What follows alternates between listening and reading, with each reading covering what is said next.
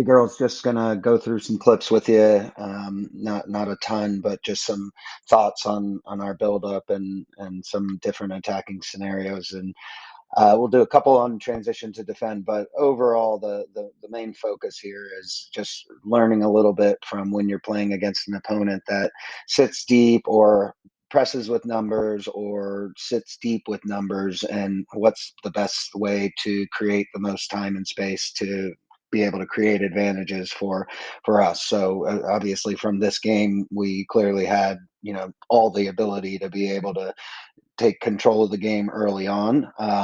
But we need to look at some different solutions and some speed of play issues. So just going to get started here, and again, you can see that the opponent is pressing, with these players here, and that's going to be general for everything that we do moving on. So once we see that this situation is happening and those players are basically just kind of taking this side away, we definitely want to get the ball in behind this line here. Okay, so if you guys see, once Mia is able to get on the ball, is can you break this line right here? Because if you rewind just a little bit, you can see how much space is there, so that as you get the ball, or as Mia gets the ball here, there's a lot of free space right here for our midfielders to be able to run. So it's turn and play right away. So if we don't do that, that's fine that we bring the ball into this area here. But the pace of which we're moving is giving these players, their players, time to shift over. And that's the key here. So we've got to do things just a little bit quicker here. So if you could probably be out here in that scenario as soon as Kylie is playing the ball into Hannah, so that you can take this space up here, and then that allows Elise to go up higher as well.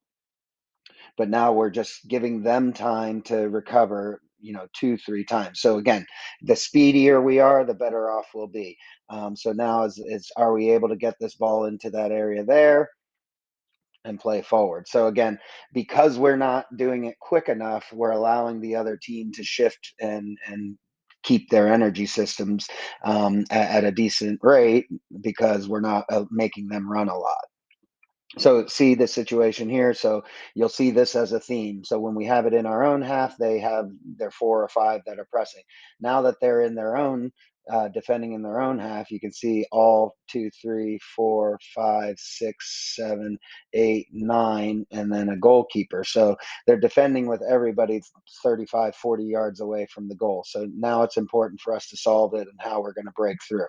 So number one is, as we get this ball into this area here, and if there's going to be a service, we need to make sure that players are getting into areas where they can actually help the cause. Okay, so obviously right backs, Sydney there won't be too high in, but we want to make sure that players are working to get into the box to make these services a little bit more, and Viv's able to actually get some separation, but the delivery wasn't near post. So it's the idea of having two. You see, we have two versus their 8 if you count their goalkeeper, and that's not going to be an advantage for us. Okay, so again, the pace of which we play, once we turn, now they're broken. Do they still have plenty of players back? Yes, but when we do get this ball in behind, sorry, let me back up, we don't get this ball in behind. And the optimal thing that we want to try and do is, as our outside back on either side is getting forward, when we play her the ball, you can see that we'll have all of these players inside the 18 in the event we're able to get the service off. The ball to out to Avery isn't a bad one. Maybe it could be overhit a little bit so that she could stretch them out a little bit. But again, you could see the amount of players that they have in that area. Okay, so now again, situation here, and we were talking about this from the sideline.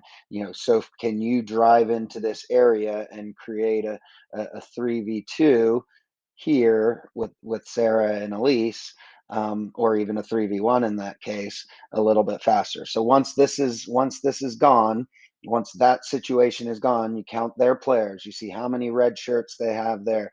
Mia, it's probably important for you to drop back. If Mia's up here, Kylie, you could do the same thing, but we got to get it out of that area. But instead, we don't cleanly get control of the ball, and now we have a quick turnover, and so it's just adding 30, 40 yards of sprinting, that we have to do, as opposed to making the opponent do it.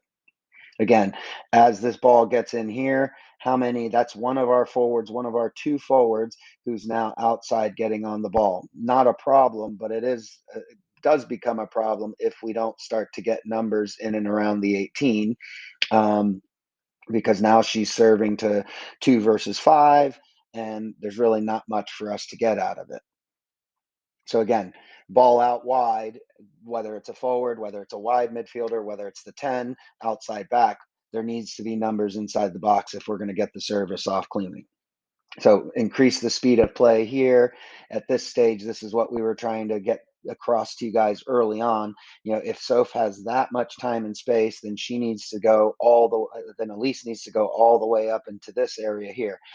We do like this, because as the ball is struck, this is where Viv was called offside. You can see that she's clearly not, and it's a great ball from Soph and the right time, but the time is right because look at their line. They're pretty high up. But as we're trying to break them down, Elise, you can definitely get up there and help out as well. I kept that in there just to show everybody that as the referees make mistakes, it happens. You just got to move on and keep playing. So you can see how spread out they are. If Kylie, if we deliver that to her, everybody's yelling, great ball, great ball. But I think we need to see, what do our numbers look like in this situation? For me, if you overhit that ball a little bit, then it's fantastic. But since it's under, maybe we can keep the ball a little bit longer. Here's a great opportunity here. So what I want you to watch is as the ball is traveling out to Sarah, you'll notice that none of us decided we're going to run in for a service. So the time to run in is now. Okay. Once you see that the ball goes out, it's time to get into the 18 and start to really put these girls, the opponent, under pressure. So if Sarah's not going to whip it one touch, does she have time for a touch? Yes. Can she still serve the ball?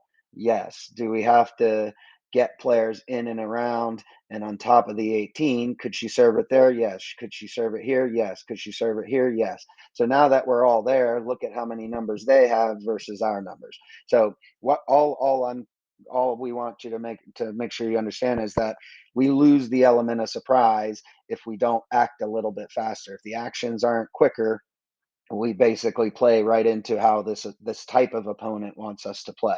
So ball goes in, but they have plenty of numbers to stop it.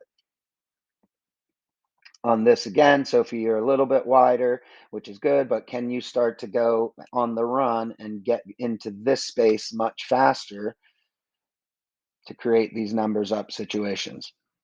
So again, similar to the last ball Kylie hit, except for it's not really a 1v1. But if it does go over the top, everybody's saying, yeah, great ball, like it was with the one where Viv wasn't offside. So, but what I want you to pay attention to is before she strikes it, could Elise have been up here, and can Sophie carry it a little bit further up? That's the question, because right now it's 3v1 here, and we have lots of space in the middle here to be able to play through and break lines. So again, just a little thought process: 1v3 for Viv versus keeping possession and moving it up quick. Quick little transition to defend moment. Again, as they have their players all lined up in this area here, there's not much defending that these four players in white right here have to deal with.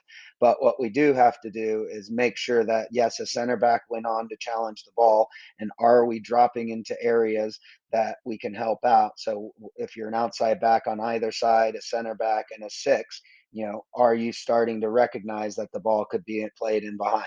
The only reason that the only cue here, you can see that her arm is down. She wants the ball, and the worst ball that they can send with regards to what won't help us is this big diagonal ball here.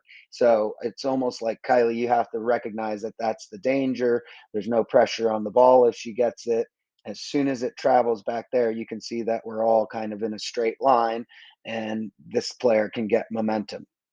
She doesn't get a great touch on it, but you can see how that could be, something that could hurt us against a strong opponent. Pretty good here in terms of Mia getting the ball, but if Mia's going to drop in, so if we can get you out wider, just little things we want to continue to think about. Good early ball in, didn't work out, but the idea would be to play to her feet and for us to get out of that pressure. Another situation here, the ball is won. Right here, we like our chances against in a 3v3 here, field player wise, but we've got to get the service off a lot faster and we've got to start making runs in. So instead of dribbling into where all their density is, as you can see, can we get that early service on? And again, we're honest, like, yeah, if Ava dribbles through all those people, then everybody's like, yeehaw. But at this stage, we probably could have served that in. We're 0-0 in the game. Thinking about this here, it's not a bad effort if the ball is played a little bit further here so Lizzie can catch up to it, but it's more of a 50-50 ball. So it's not a problem. Mistakes happen in terms of our individual, duels or 1v1 duels. But the problem here is that our outside back, and our center backs and our other outside back are really expansive. So you can see this whole area here in the middle of the field that in the event, once she's under pressure like this, we've got to be a little bit closer. We've got to recognize that may not help us. So at least you want to get in. Kylie, obviously, you want to step up a little bit too, if there's a chance that she's going to lose it, because we're leaving a center forward there wide open. It's very uncharacteristic for that to happen. But if we maybe deliver it in front of Lizzie a little bit more, we could have some more success. A little better now as Soph's starting to carry forward. Outside back is on. So this is the solution that we were trying to get you to do from the sideline, and it got Elise, or so I think that's Bella now. It got Bella all the way up high, and now it allows us to actually unbalance them a little bit easier.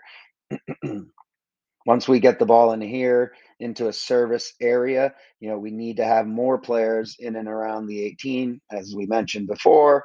If she gets a window to get the service off, great. If not, didn't happen. But we just want to start to make sure we always have that thought. When it goes out wide there, we want numbers in. Again, look at their density. We play the ball into the middle. So right now, we've got time and space on the wide areas. So maybe now Amaro needs to get back on the ball. As we travel, look at their shape versus look at our open players. So again, that's not just Jolie, that's everybody in that situation. You can see where all of our players are and then where all of their players are. It just makes more sense for us to keep the ball outside to stretch them out a little bit until we get some numbers in and around the box.